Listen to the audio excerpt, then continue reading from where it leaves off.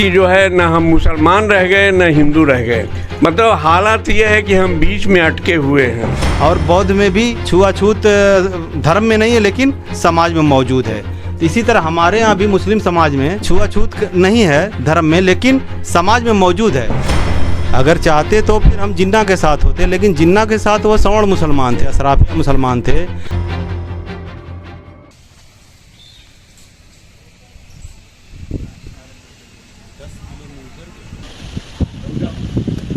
Doctor Naseeruddin Nasir सठियाओं का निवासी हूँ, सठियाओं आजमगढ़ का निवासी हूँ। मैंने जो है समाज के लिए तो कुछ काम किया है, लेकिन अब इस समय जो है बीमार होने के नाते कुछ जो है मतलब मेरी इस समय गतिविधियाँ कम हैं। हाँ, अब्दुल्ला मंसूर साहब से आज मुलाकात हमारी हुई है और ये पसमानदा समाज के लिए काम कर रहे हैं, इसलिए जो है इनसे बात करना हमने मुनासिब समझा है। हम चाहते हैं कि ये जो है मतलब हमारे समाज के लोगों के लिए अगर काम करना चाह रहे हैं तो ये बहुत ही बढ़िया बात है। और हमारा समाज इतना गिरा हुआ है कि न हिंदू में उसकी पहचान है न मुसलमान में पहचान है।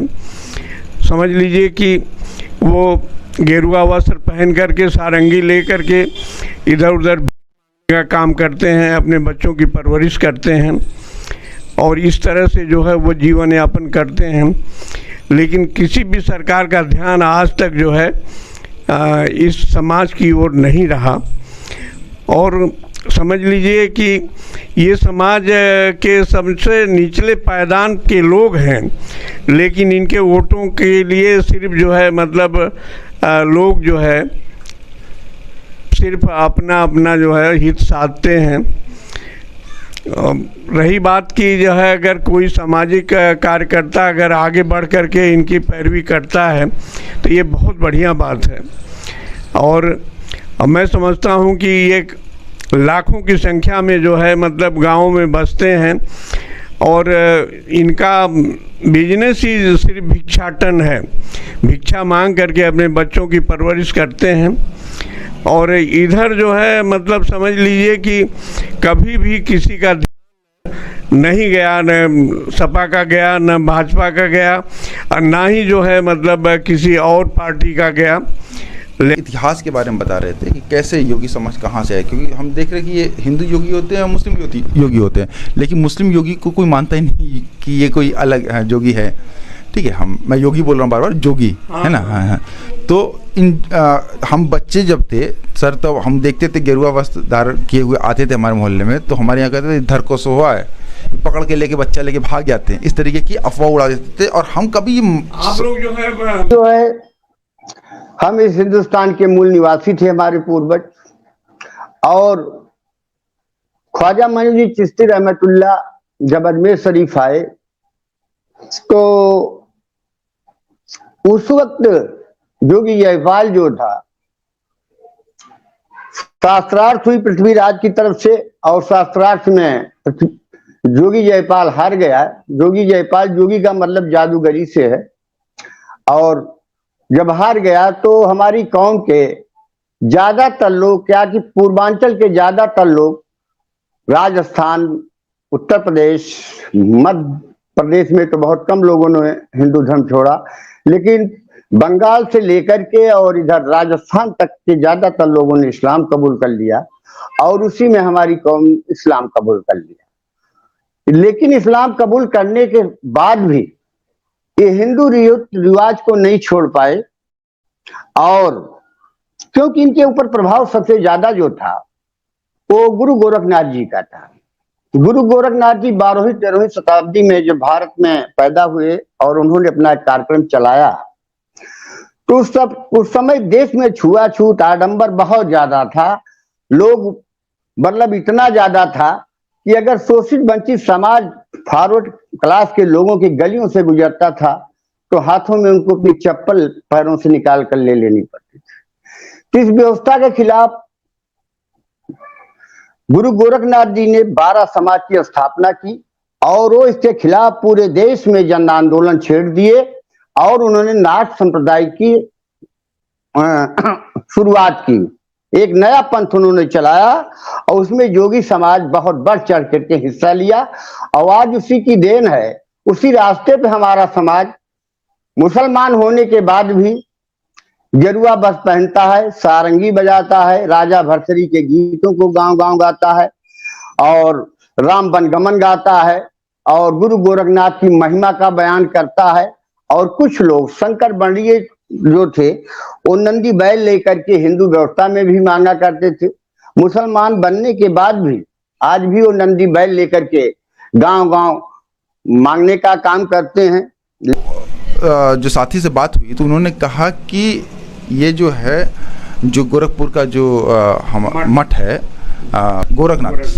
गोरखनाथ से कह रहे थे कि ये समाज प्रभावित है, उनकी शिक्षाओं से बहुत प्रभावित है और उनकी शिक्षा जात पात के खिलाफ थी, महिलाओं के समर्थन में थी और ये समाज उनकी स्तुति गान करके भीख मांगा करता था पहले, इस तरीके से उन्होंने बताया। तो मैं थोड़ा सा वो बैकग्राउंड सर समझना चाह रहा हूँ कि कैसे वो आप लोग का ओरिजिन हुआ और कैसे गोरखनाथ जी के प्रभाव आपके समाज पर है, क्योंकि ये बात एकदम गायब है, ये बात ही नहीं होती कहीं पर सर।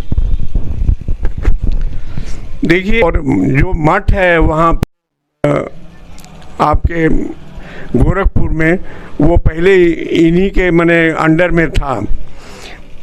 तो बाद में जो है मतलब योगी अक्षयवरनाथ ने जो है उस मठ पे कब्जा किया और मुसलमानों को खदेड़ करके वहाँ से भगा दिया। और इसके बाद जो है आज चूड़ी उड़ी की दुकानें और तमाम मतलब ऐसे साधन हैं जो मठ में जो है मुसलमान रहते हैं और इन मुसलमानों का जो है सिर्फ भीख मांगना था। बहुत बढ़िया काम आप कर रहे हैं, इसमें दो राय नहीं है।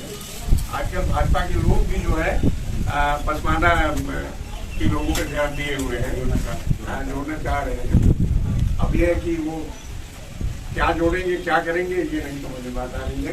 फिर मुसलमानों का वोट लेने के लिए ही जो है मैं मुसलमान समाज की बात कर रहा हूँ। मुसलमान भाइयों में जो हमारे पसमंदा भाई बहन हैं, जो पिछड़े हुए हैं, मैं उनकी बात करता हूँ।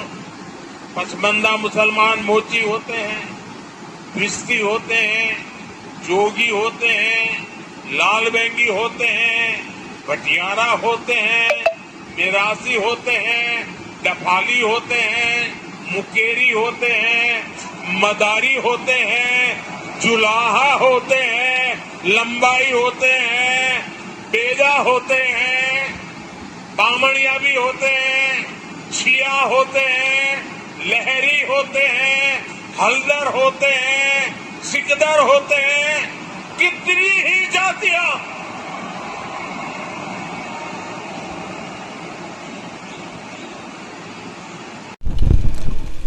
जैसे कि अभी आप सुन रहे थे कि सर बता रहे थे कि वहाँ पर जो गोरखपुर में जो मंदिर है और जिस मंदिर के महंत थे हमारे योगी आदित्यनाथ, उस मंदिर में मुस्लिम योगी भी रहते थे। अब मुस्लिम जोगी वहाँ पे आज भी सर बता रहे हैं कि आज भी उनको मठ से तो निकाल दिया गया, लेकिन वो बाहर वो चूड़ियों की और दूसरी तरीके की मिठाई उठाई की वो दुकानें, वहाँ पे प्रसाद की दुकानें चलाते हैं। अब ये बात ऐसी है कि हमारी अशराफिया हजम नहीं कर पाएगी। अशराफिया के नज़र में ये बात हिंदुआना है, ये बात तो काफिराना बात है, लेकिन ये यहाँ की भारत की ये सच्चाई है और इसी सच्चाई पे हम बात करने आपके सामने प्रस्तुत है कि कैसे पूजा पद्धति बदलने के बावजूद स्थिति नहीं बदली और उनके कल्चर वही सेम कल्चर है कि गोरखनाथ के प्रति आज भी उनके दिल में वैसी ही आस्था है जैसे वो पहले थी। वो उनको अपना बड़ा, अपना बुजुर्ग मानते हैं। तो ये बातें जो है ये हज़म नहीं होती है हमारे अशराफिया को, उनकी नज़र में तो ये मतलब गैर इस्लामी बातें हैं ये सब। लेकिन यही इस सच्चाई पे हमें बात करना है। मोदी जी ने जो कल बात कही वो इसी सच्चाई को इंगित करती है, जिससे और तथाकथित सेकुलर पार्टियाँ, लिबरल सेकुलर बुद्धिजीवी बात ही नहीं करना चाहते। तो हम आगे बात को कंटिन्यू करते। सर, ये जैसे अभी आपने बोला कि वहाँ पर मठ में अब भी जो है रहते हैं, तो तो सर इसको थोड़ा बताइए कि ये पूजा पद्धति बदल गई, आप मुसलमान बन गए और आपके अपने ही समाज के और लोग हिंदू रहे, तो वो कल्चर आपका कैसे रहा, कल्चर, वेशभूषा, भाषा, इसके बारे में थोड़ा सा बात करिए। देखिए, बहुत सारे मतलब जो है हमारे पूर्वज जो है हिंदू नामों से ही जाने जाते हैं। जैसे हमारे दादाजी का नाम जोधी था और उनके मने भाई जो थे हरखित थे, तो ये सारे हिंदू नाम ही थे। हम समझते हैं कि 2-3 पीढ़ी के बाद ही जो है हम मुसलमान हुए हैं, और मुसलमान होने के बाद जो है ये यूँ स्थिति आई कि जो है न हम मुसलमान रह गए न हिंदू रह गए। मतलब हालात ये है कि हम बीच में अटके हुए हैं। सवाल इस बात का है कि अगर मुसलमानों में अगर जाति प्रथा नहीं है तो एक दूसरे से क्यों नहीं शादियां करते हैं, एक दूसरे में क्यों नहीं मने मिलजुल करके रहते हैं। सर एक सवाल ये पूछा जाता है कि आप लोग तो मुसलमान इसीलिए बने थे ना कि आपको छुआछूत भेदभाव से निजात मिल जाए। जब आप बन गए तो आप दोबारा से जो है बात कर रहे हो आरक्षण की, दोबारा से सुविधाओं की बात कर रहे हैं। अगर सुविधाओं की बात करनी होती तो आप वही उसी धर्म में बने रहते। देखिए, आरक्षण जो है बहुत ज़रूरी हमारे लिए है, इसलिए कि जो है जो हमारे कैटेगरी के लोग हैं, अगर उन्होंने जो है अपने को चेंज किया, हिंदू जाति में अनुसूचित जाति के रहने वाले लोगों ने अगर बौद्ध धर्म स्वीकार कर लिया या मतलब जो है और भी किसी धर्म में जो है चले गए, तो उनका आरक्षण बरकरार है। लेकिन हम जो है जब मतलब मुसलमान से जो है अपने को जो है अलग किए, तो इसके बाद हमारा आरक्षण क्यों ख़त्म किया गया? हमारे आरक्षण को भी कायम रखना चाहिए, क्योंकि आरक्षण बहुत ज़रूरी चीज़ है। आरक्षण की वजह से जो है हमारे बच्चे जो है मतलब डेवलप नहीं कर पाते हैं और उनकी कैटेगरी जो है सामान्य कैटेगरी में ही गिनी जाती है। और बैकवर्ड क्लास की सर्टिफिकेट के लिए आज तक जो है बहुत सारे लोग जो है प्रयासरत रहे, लेकिन आज तक कोई प्रयास सफल नहीं हुआ।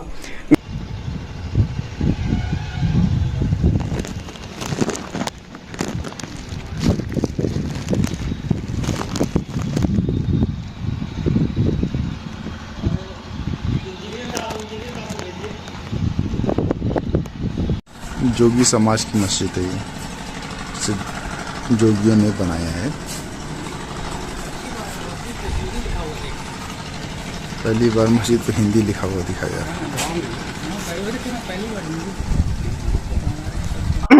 ये चैनल के माध्यम से मैं मांग कर रहा हूं माननीय मुख्यमंत्री जी से और देश के तमाम नेताओं से कि जोगी समाज जो मुस्लिम समाज में शामिल है, लेकिन वो हिंदू व्यवस्था के रीति नीति, सिद्धांत और विचारों को ज्यादा मानता है, तो आप जो है इनके ऊपर हमला ना करें। अभी बिहार में बहुत बड़ा हमला किया गया था और एक संगठन के पदाधिकारी थे, वो ऐसे मार रहे थे बैल से जो मांगने गए थे, जैसे मालूम पड़ रहा था कोई आतंकवादी पकड़ लिए हो।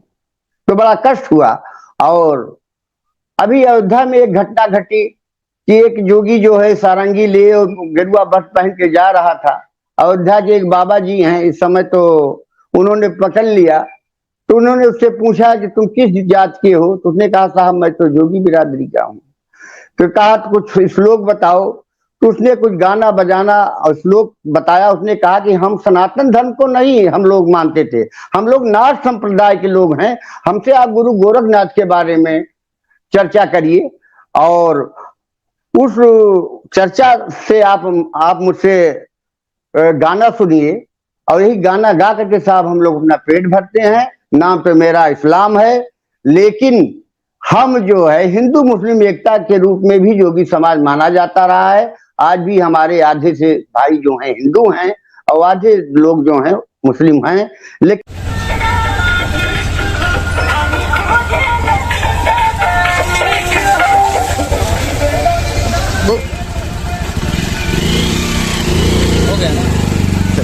अरे यार बस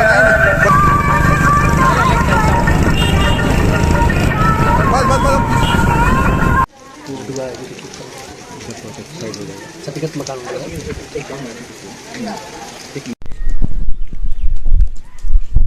सलाम, नमस्ते, आदाब। आप जुड़े हैं पसमादा डेमोक्रेसी से और हम जोगी समाज की सामाजिक, आर्थिक, राजनीतिक, शैक्षिक स्थिति को समझने की कोशिश कर रहे हैं और इस सिलसिले में हम लोग कई लोगों से बात कर चुके हैं। आज हम जोगी समाज के एक गांव में, गांव का नाम क्या है? तकिया गांव है। ये सठियाओं में पड़ता है, मऊ के आसपास, मऊ आजमगढ़ के बीच में पड़ता है। ये आजमगढ़ जिले में पड़ता है। अस्सलाम वालेकुम, मैं गुलशन अहमद सठियाओं जनपद आजमगढ़ के निवासी हूँ और मेरी शिक्षा स्नातकोत्तर और विधि कला संकाय से बीएड कर रहा हूँ। और मैं अपने समाज के बारे में कुछ चंद बातों से रूबरू कराना चाहूँगा कि हमारे समाज के, जोगी समाज के लोग काफ़ी पिछड़ापन पहले से ही महसूस करते आ रहे हैं और अब जो दशा है उसमें कुछ सुधार नहीं हुआ है। हम चाहते हैं कि हमारी जो समाज है, हमारे समाज के लोग हैं, वो अशराफ और फॉरवर्ड क्लास के लोगों के साथ साथ कंधे से कंधे मिला करके चलें और हमारे समाज को बदनाम न किया जाए। हम चाहते हैं हमारे समाज के लोग सामाजिक, आर्थिक और राजनीतिक क्षेत्रों में भी बढ़ चढ़ कर हिस्सा लें, जिससे अपने लोगों में काफ़ी सुधार हो और शैक्षिक रूप से शिक्षा ग्रहण करते हुए सरकारी महकमों और अन्य स्तरों पर वो लोग अपना नाम रोशन करें। अच्छा, ये इस गांव में कितने लोग हैं, इसको थोड़ा बताइए। कितनी जात, आपकी कास्ट के कितने लोग यहाँ पर हैं? कम से कम 250-300 लोग यहाँ पे आपके जाति के। तो उनका जो है पेशा, कौन कौन सा पेशा है? बस मांगने खाने वाला और फेरी करते हैं, बस यही। अच्छा, मांगने खाने वाला है और फेरी करते हैं। तो वो जैसे हम बचपन में देखते थे, सारंगी लेके गेरुआ वस्त्रधार करके वो जाते थे, है ना? वो अभी है? हाँ, अभी हैं बहुत, मतलब तभी बहुत ज़्यादा ही हैं, पहले से मतलब थोड़ा बहुत कम हुए हैं। उतने। अच्छा, और अड़ोस पड़ोस में कौन सी जाति रहती है यहाँ पे? हरिजन बस्ती है, गोलौटी है। हाँ, फिर पठान टोली भी है। तो कभी यहाँ पर आप लोग जो है चुनाव में आते होंगे लोग? जी। तो आपके यहाँ से कोई प्रधान उतारने के लिए कोई खड़ा होता है? जी, है ना, प्रधान, सिख प्रधान है ना। अच्छा, किस जाति से हैं? पठान है वो। अच्छा, तो आपकी जाति का कोई पठान नहीं, हमारे यहाँ कोई नहीं प्रधान है। अच्छा, कोई उन्हीं को सब किया जाता है, उन्हीं को जिताया गया था। है, कभी खड़े होने की कोशिश नहीं की कि हाँ अभी जाति? कहें, क्यों नहीं, खड़ा हुए थे लेकिन फिर भी बैठ गए थे। फिर उन्हीं को सपोर्ट किया गया था मिलजुल कर, मतलब इसलिए कि वो लायक आदमी थे नहीं, गरीब आदमी थे, तो उतना कहाँ से लाएंगे, इसीलिए नहीं करे थे। अच्छा, जैसे हर जाति के लोग, जैसे हम मऊ से आते हैं, अंसारी, वहाँ पे देखिए, वहाँ पे अंसारी जो है प्रधानी के लिए भी लड़ते हैं, एमएलए भी लड़ते हैं, एमपी भी लड़ते हैं ना। अब उतना के लिए मतलब जो लड़ेंगे उसके खातिर 5-6 लाख रुपया चाहिए, तो इनके पास है नहीं, तो लड़ेंगे कहाँ से? जिसके पास है वही न लड़ेगा। और ऐसा कोई दबाव कि नहीं आप मत लड़िए, हम ही लड़ेंगे? बस वही कमजोरी है पैसे की। जब गरीब आदमी है तो कहाँ से पाएंगे उतना पैसे? अच्छा। इसीलिए वो अपना, बड़े आदमी आते हैं तो बोलते हैं कि बैठ जाओ, है आप नहीं जीत पाओगे, इसीलिए वो बैठ जाते हैं। तो बड़े आदमी जो पैसा खर्चा करते हैं वो जीतते हैं, जो गरीब आदमी वो नहीं पाते हैं। अच्छा, देखिए, ये जो क्षेत्र है मऊ आजमगढ़ का, यहाँ पे दंगे उंगे भी होते रहते हैं, है ना? जैसे मऊ में 2005 का दंगा हुआ था, है ना? तो उस वक्त क्या स्थिति होती? क्योंकि यहाँ पे मैं देखता हूँ कि ये मिक्स आबादी जैसा लग रहा है, उधर से आ रहे थे तो हिंदू थे, है ना? तो फिर क्या स्थिति रहती है? ठीक हो, ऐसे कोई उससे कोई मतलब नहीं है अपना। अच्छा, और भी कोई साथ?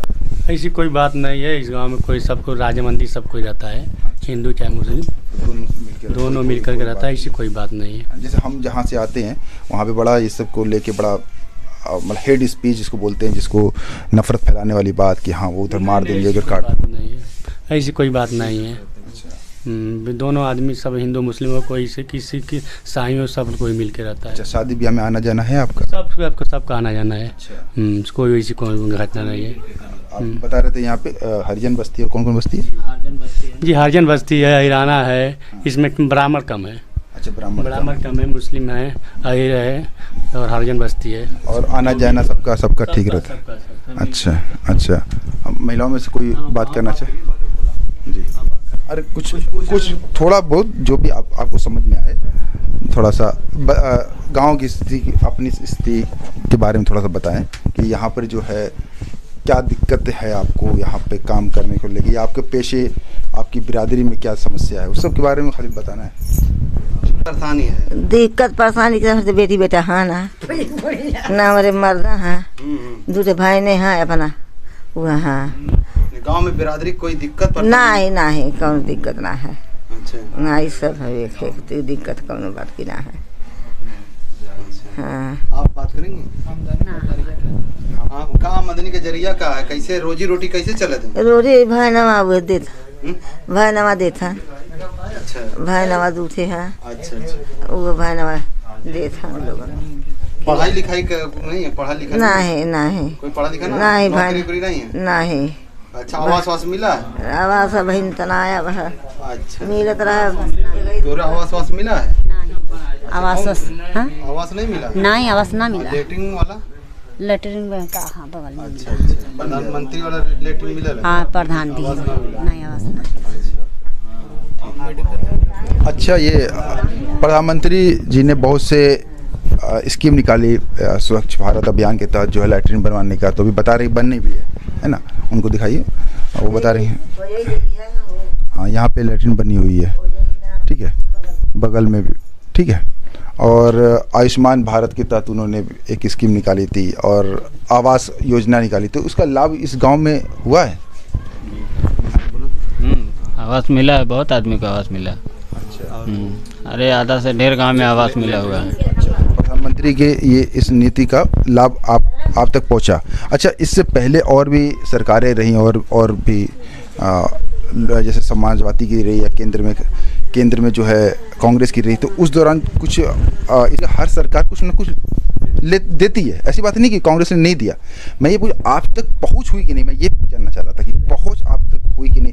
ऐसा नहीं कि कांग्रेस ने नहीं किया, कांग्रेस ने भी बहुत सी स्कीम बनाई थी, लेकिन होता क्या था कि वहाँ तक ग्राउंड तक नहीं पहुँच रही, बीच में ही घपला हो गया, इस तरीके की बात मैं पूछना चाह रहा था।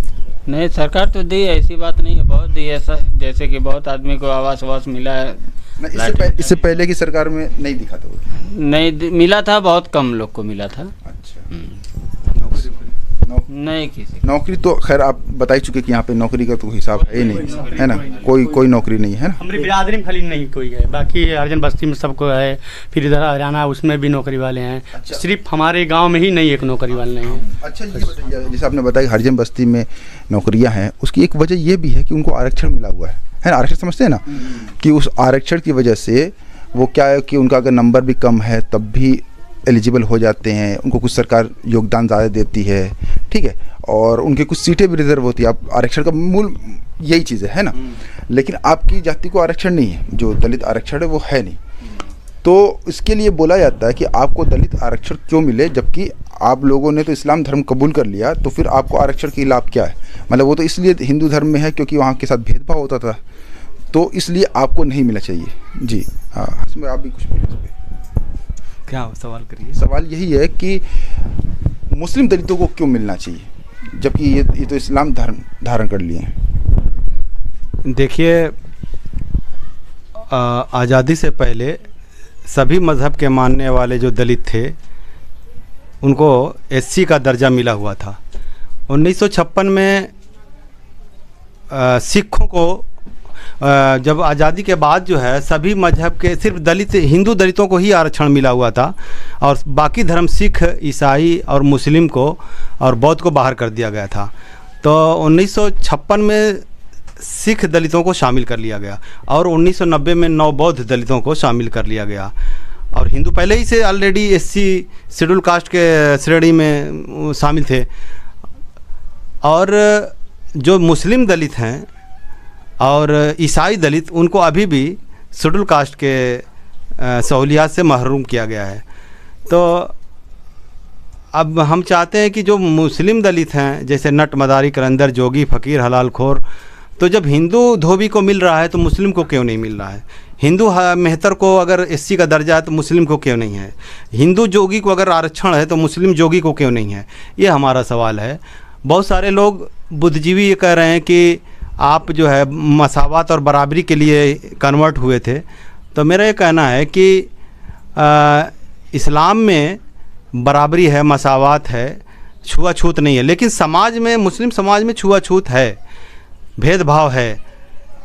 तो जिस तरह बौद्ध में छुआछूत नहीं है उस विचारधारा में, उस मजहब में, इसी तरह सिख में भी भेदभाव, छुआछूत नहीं है, लेकिन समाज में मौजूद है, तो इसलिए उनको आरक्षण मिला। और बौद्ध में भी छुआछूत धर्म में नहीं है, लेकिन समाज में मौजूद है। तो इसी तरह हमारे यहाँ भी मुस्लिम समाज में छुआछूत नहीं है धर्म में, लेकिन समाज में मौजूद है। समाज में अशराफ, अजलाफ और अर्जाल कैटेगरी है, इसलिए हमारे यहाँ जो दलित मुसलमान हैं उनको एससी के दर्जे में लाना चाहिए, सरकार को ध्यान देना चाहिए, यही हमारा कहना है। और जैसे अभी हाजिम भाई बोल रहे थे कि क्यों मिलना चाहिए, है ना, तो आप लोग समझ में आ रहा हो कि स्थिति जो है आपकी या आपकी हरिजन बस्ती की, जैसे आप बता रहे कि उनकी स्थिति आपसे बेहतर है, क्योंकि वहाँ पे जॉब करने वाले सरकारी जॉब में लोग मौजूद हैं। ठीक है, तो इसके ऊपर कभी कोई बात नहीं हुई, जैसे कि यहाँ पे इलेक्शन में आते होंगे प्रधान या एमएलए का, इस तरह आपका कोई मंडल पहुँचाने की हम लोग को भी शामिल करवाया जाए आरक्षण में? कोई नहीं आता है, बस वोट लेने के लिए बस रिपोर्ट लेंगे और बोलेंगे कि हाँ आप दो, हम तुमको ये बनाएंगे वो बनाएंगे। कोई नहीं आता है, सब भाग जाते हैं, सब के सब चोर हैं। अच्छा, और ये एक बात थी, जैसे भाई बता रहे थे कि कोई एक मीटिंग हुई है जिसमें ये तय होगा कि हमें नाम पर भी अपना बदलने की बात है, उसको थोड़ा बताइए आप। जैसा कि हिंदू में दलित हैं तो उनको एससी का दर्जा मिला हुआ है, ठीक उसी प्रकार से हमारे समाज में मुसलमान में बहुत से छोटे छोटे कास्ट हैं, जिससे कि जोगी है, हलाल खोर हैं और मंसूरी हैं, तमाम ऐसे छोटे छोटे बिरादरी हैं, चुड़ियारा हैं। तो हम लोग जोगी बिरादरी में कुछ पश्चिमी उत्तर प्रदेश के लोग कुछ प्रोग्राम कर रहे हैं कि हमारी बिरादरी में भी एक एकजुटता हो, एक पहचान मिले, जिससे हम अपनी बात को रख सकें। तो जिस प्रकार से मुसलमान में नाव को सलमानी कहते हैं और दुनिया को मंसूरी कहते हैं, पठान को खान लिखते हैं, इसी प्रकार से हम लोग अपनी बिरादरी के लिए एक पहचान के लिए उस्मानी लक़ब के बारे में सोच रहे हैं, जिसके लिए यह अभियान शुरू कर दिया गया है और पश्चिमी उत्तर प्रदेश और दिल्ली में यह काम जोरों से चल रहा है। और हम इंशाल्लाह उम्मीद करते हैं कि हम लोग एक रूप में, एक रूपता में होंगे और अपनी बात को संगठन की मजबूती करते हुए रखेंगे, जिससे हमें अन्य सेवाओं का लाभ मिले, सरकारी योजनाओं का लाभ मिले, जिससे हम लोग पढ़े लिखे, शिक्षित बने और हमारे गांव में हमारे बिरादरी के लोग भी नौकरी पेशा हों, जिससे हम अपनी समस्याओं को दूर कर सकें। जी जी, आप अभी इसी गांव से हैं, आप पेशा आपको क्या है? काम यहाँ काम करते हैं साहब। क्या काम करते हैं?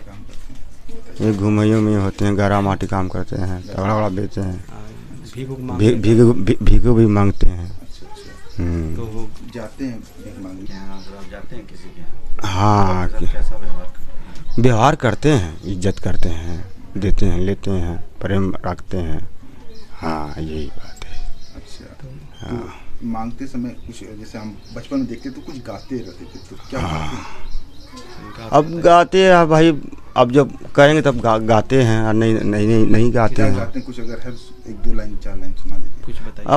अब क्या यहाँ गायक सुनाएंगे, अब कुछ ले के लिए पूछ रहे हैं ना। अब क्या यहाँ बोल रहे हैं भाई, वही लोग बताएंगे ना। नहीं, सब अपनी बिरादरी के लोग। हाँ तो ठीक है, हम जानते हैं सब बात हो रही है। आओ बेटा, आओ बाबू आओ।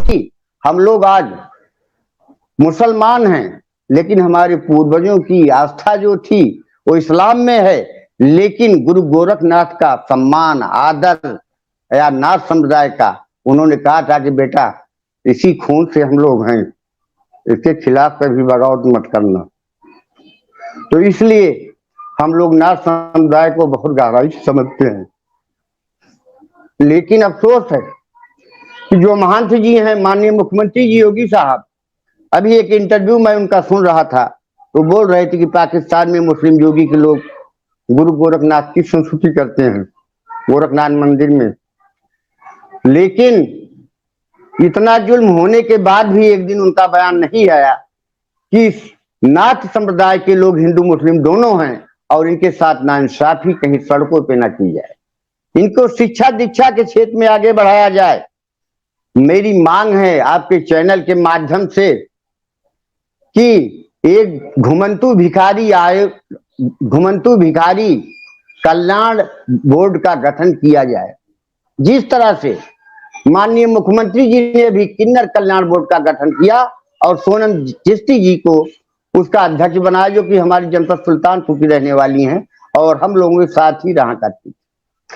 तो उसी तरह आज हम आपके चैनल के माध्यम से मांग कर रहे हैं कि घुमंतू भिखारी कल्याण बोर्ड का गठन किया जाए। और कुछ और आपसे बात करना, क्योंकि आप घूमते रहते हैं ना समाज में, तो वो इसीलिए मैं आपसे पूछ रहे हैं। तो अच्छा इसमें अच्छा ये बताइए, इसमें कुछ हमने देखा कि हिंदू जोगी भी तो हैं, वो भी तो मांगने का काम करते हैं, क्योंकि हमको मिले थे तो मैंने पूछा तो उन्होंने कहा कि नहीं मुस्लिम जोगी भी हैं हिंदू जोगी भी हैं, और एक बार हमको मिले कि दोनों ही साथ में थे और दोनों ही मांग रहे थे। तो ऐसा भी होता है क्या साथ में आप? नहीं साथ में। अच्छा, अलग अलग? वो हिंदू अलग होते हैं, मुसलमान जोगी अलग होते हैं, साईं होते हैं। अच्छा हाँ। तो गोरखनाथ के मठ में अभी बात हो रही थी। नहीं हमको अभी बात हुई जी अभी हमारी बात हुई तो उसमें बताया कि वहाँ पर भी मुस्लिम जोगी हुआ करते थे, अभी नहीं है लेकिन हुआ करते थे। हाँ पहले हुआ, पहले हिंदू जोगी हो रहे हैं, अब वो बेरी ख़त्म हो गए हैं, अब बस मुसलमान अब जोगी चल रहे हैं। अच्छा हाँ, खानदानी जोगी हैं सब। अच्छा हाँ। तो अब आप ही लोग हैं जो मांगते हैं, घूम के मांगते हैं? क्यों मांग रहे हैं, क्यों तगड़ा काम कर रहे हैं, क्यों कुछ काम कर रहे हैं, ये सब अलग अलग बात है ना। अच्छा हाँ। अच्छा आसिम भाई, क्योंकि ये बात दोबारा से मेरे दिमाग में आई, वो ये कहा जाता है कि आज़ादी से पहले क्यों नहीं आप लोगों ने अपने दलित मुसलमान की बात की? उस टाइम तो आपने पृथक निवासी मंडल में शामिल होना चुना, और आज़ादी के बाद आपको लग रहा कि अब दलित को आरक्षण मिला तो आप आरक्षण मांगने शुरू कर दे रहे हैं। आज़ादी से पहले ये जो है देश के बंटवारे का जो अभियान चला था जिन्ना के द्वारा, तो जो पसमानदा मुसलमान थे, जो दलित मुसलमान थे, वो कभी भी देश का बंटवारा नहीं चाह रहे थे। अगर चाहते तो फिर हम जिन्ना के साथ होते, लेकिन जिन्ना के साथ वो सवर्ण मुसलमान थे, अशराफिया मुसलमान थे। हम तो मुस्लिम लीग के खिलाफ अब्दुल कयूम अंसारी साहब की तहरीक, आसिम बिहारी साहब की तहरीक के हम लोग साथ थे, देश के बंटवारे के खिलाफ थे। 1940 में 40,000 लोगों को लेकर अब्दुल कयूम अंसारी साहब दिल्ली पहुंचे थे और कहे थे कि देश का बंटवारा नहीं होना चाहिए था। और मुस्लिम लीग के खिलाफ मोमिन तहरीक, मोमिन कॉन्फ्रेंस जो है उसके खिलाफ बिल्कुल उसके खिलाफ मैदान में उतरे थे, जिसकी वजह से मुस्लिम लीग की हार, हर जगहों पे उसकी हार हुई थी। और हार होने के कारण हम नहीं चाहते थे कि देश का बंटवारा हो, उसका कारण। और जिन्ना ने कहा था, हारने के बाद बहुत कम जगह से जीते थे, और जिन्ना ने कहा था कि अगर ये जो पिछड़ा है, ये अर्जाल तबका अगर हमारा साथ दिया होता तो पाकिस्तान की सरहद दिल्ली तक होती। लेकिन ये जो रजील मुसलमान हैं, जो ये जो छोटी जात के मुसलमान हैं, इन लोगों ने हमारा साथ नहीं दिया। तो इससे साबित होता है कि अगर हम उनका साथ देते तो ये पाकिस्तान की सरहद दिल्ली तक होती थी। इसलिए हम लोगों ने देश को चुना है, हमने भारत को चुना है। और हमारे जो पसमानदा मुसलमान हैं, जो दलित हैं, जो नट हैं, मदारी हैं, कलंदर हैं, जोगी हैं, फ़कीर हैं, जुलाहे हैं, और जो भी ये सब बिरादरियां हैं 85%, इन्होंने देश को ही, भारत देश को ही गले लगाया। और जो लोग कहते हैं कि पृथक राज्य का मांग कर रहे थे, तो ये हम लोग नहीं थे, ये सवर्ण मुसलमान थे, जो अशराफ मुसलमान थे। इन लोगों ने, उनको देश राज पाट करना था, उन्होंने अपना हिस्सा ले लिया, पाकिस्तान और बांग्लादेश ले लिया, और हम लोग यहीं पे रह गए। और यहीं पे हमने उम्मीद थी कि हम देश के बंटवारे के बाद हम यहाँ जो दबा कुचला तबका हिंदू का है, दलित का है, उसके साथ हम लोगों को बराबरी का दर्जा मिलेगा, आरक्षण मिलेगा। ये जो दबा कुचला तबका है, इसको भी हिंदू दबे कुचले के साथ आरक्षण में शामिल किया जाएगा, लेकिन ऐसा नहीं हुआ और इसको बाहर कर दिया गया। सभी मजहब के मानने वाले जितने लोग थे दलित उनको बाहर कर दिया, सिर्फ हिंदू दलितों को ही शामिल किया गया। और 1950 में एक चिट्ठी लगा के धारा 341 पर मजहबी पाबंदी लगा दी गई कि सिर्फ दलितों को ही एससी का दर्जा मिलेगा और बाकी मजहब के मानने वालों को, विचारधारा को मानने वालों को नहीं मिलेगा। लेकिन 1956 में सिखों को शामिल किया गया और 1990 में दलित बौद्ध को शामिल किया गया और मुस्लिम और ईसाई दलितों के साथ अभी तक जितनी भी सरकारें केंद्र में आई हैं उन्होंने उनको शामिल नहीं किया। तो हम लोगों की यही मांग है कि जिस तरह हिंदू दलितों में लोग काम और पेशे के एतबार से हैं, इसी तरह मुस्लिम में भी धर्म बदल के बराबरी के लिए आए, लेकिन बराबरी यहाँ उनको नहीं मिली। इन्होंने मसावत नहीं मिली और इनके साथ छुआछूत और भेदभाव होता रहा। यहाँ तक कि रोटी बेटी का रिश्ता भी नहीं होता। जो दलित मुसलमान हैं, जो पसमानदा मुसलमान हैं, वहाँ जो अशराफिया तबके से रोटी बेटी का रिश्ता नहीं होता। तो किस बात की बराबरी है? सिर्फ मजहब तक और सिर्फ तक ही सीमित है। मसावत और बराबरी का ये जो ढोंग है सिर्फ किताबों तक सीमित है। समाज की सच्चाई कुछ और ही है और इस सच्चाई को उजागर अब हो रहा है और इसके लिए अब सरकार को भी आगे आना चाहिए। हम सरकार के साथ रहेंगे अगर जो हमारे दुख दर्द में जो साथ देगा। अच्छा, यहाँ पे इस गांव में कोई मस्जिद है? जी, 2 मस्जिद है, एक इधर सामने एक बड़ी वाली, पाँच उधर गांव में अंदर से। इसमें जो नमाज पढ़ाते हैं वो किस जाति से? आप ही की जाति है? नहीं, वो बिहार के हैं। किस बिरादरी से हैं? वो भी छोटे ही बिरादरी के हैं, वो अभी यहीं पर रहते हैं। हाँ, अपना पढ़ाते हैं बच्चों को, फिर अपना छुट्टी में गए हुए हैं घर। नमाज वमाज सब वही पढ़ाते हैं। आपकी बिरादरी कोई यहाँ मौलवी? कोई नहीं है। कोई मौलवी नहीं? आपकी कोई नहीं है। अच्छा, तो मदरसा वदरसे में कोई नहीं, कोई नहीं है। अच्छा, और कोई शिक्षा की स्तर यहाँ गाँव में? कोई नहीं इस समय। जब उतने पढ़े लिखे नहीं है तो जब वो कहाँ से पहुँचेंगे? जब पढ़े लिखे होते तो शिक्षा में पहुँचते, जब पढ़े लिखे नहीं तो कहाँ से पहुँचेंगे? गांव में कुर्बानी होती है? नहीं, कुर्बानी नहीं होती है। मतलब पहले से नहीं? बहुत पहले से नहीं होती है कुर्बानी। बकरे वकरे की कर सकते हैं लेकिन बड़े चूहे की कुर्बानी नहीं कर पाते। नॉर्मली यहाँ पे कुर्बानी नहीं होता, आप लोग नहीं करते कुर्बानी? ठीक, चलिए हमारे साथ जुड़ने के लिए धन्यवाद। और हम लोग इस वक्त जोगी समाज के गांव में मौजूद थे और समझने की कोशिश कर रहे थे इनकी धार्मिक आस्था, इनकी सामाजिक स्थिति, इन सबको समझने की कोशिश कर रहे थे। और हम आगे भी वीडियो बनाते रहेंगे, आपसे जुड़े रहें। जय पसमानदा, जय हिंद।